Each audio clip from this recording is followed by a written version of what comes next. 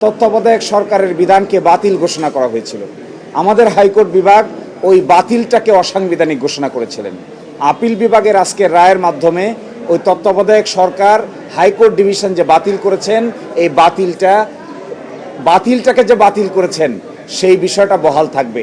অর্থাৎ তত্ত্বাবধায়ক সরকার ব্যবস্থা ফিরে আসতে আর কোনো বাধা থাকলো না।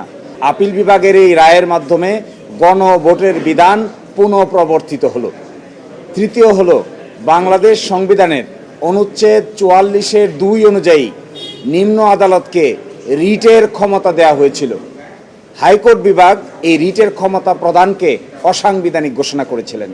আমাদের আপিল বিভাগ এই অসাংবিধানিক ঘোষণা করার জায়গাটাকে অসাংবিধানিক রেখেছেন, অর্থাৎ হাইকোর্ট ডিভিশন ছাড়া আর কোনো আদালতে রিট আবেদন করার কোনো এখতিয়ার থাকবে না। আর চতুর্থ ছিল তত্ত্বাবধায়ক সরকার। পঞ্চদশ সংশোধনীর মাধ্যমে তত্ত্বাবধায়ক সরকারের বিধানকে বাতিল ঘোষণা করা হয়েছিল। আমাদের হাইকোর্ট বিভাগ ওই বাতিলটাকে অসাংবিধানিক ঘোষণা করেছিলেন।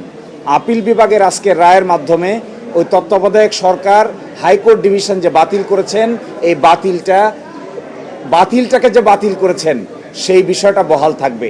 অর্থাৎ তত্ত্বাবধায়ক সরকার ব্যবস্থা ফিরে আসতে আর কোনো বাধা থাকলো না।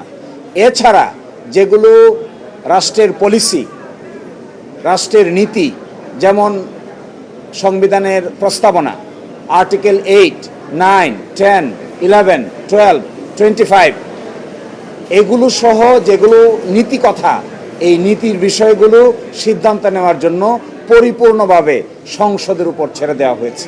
আমরা মনে করি এর মাধ্যমে বাংলাদেশের জাতীয় সংসদের দায়িত্ব অনেকাংশে বেড়ে গিয়েছে।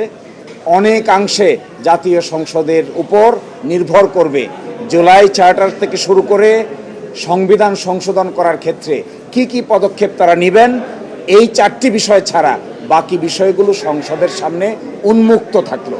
সংসদ সকলের সম্মিলিত প্রচেষ্টায় 2/3 মেজরিটিতে বাকিগুলোকে পাশ করবেন, কোনটা রাখবেন আর কোনটা রাখবেন না।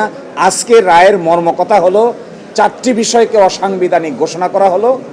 এছাড়া বাকি যে বিষয়গুলো ছিল এগুলো মহান জাতীয় সংসদের উপর ছেড়ে দেওয়া হয়েছে।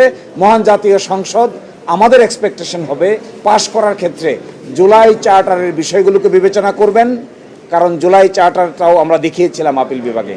জুলাই চার্টারে বেশ কিছু বিষয়ে ঐকমত্য পোষণ করা হয়েছিল। এই বিষয়গুলো করতে, অ্যামেন্ডমেন্ট আনতে কিংবা সংস্কার করতে পার্লামেন্টের সামনে আর কোনো বাধা থাকলো না।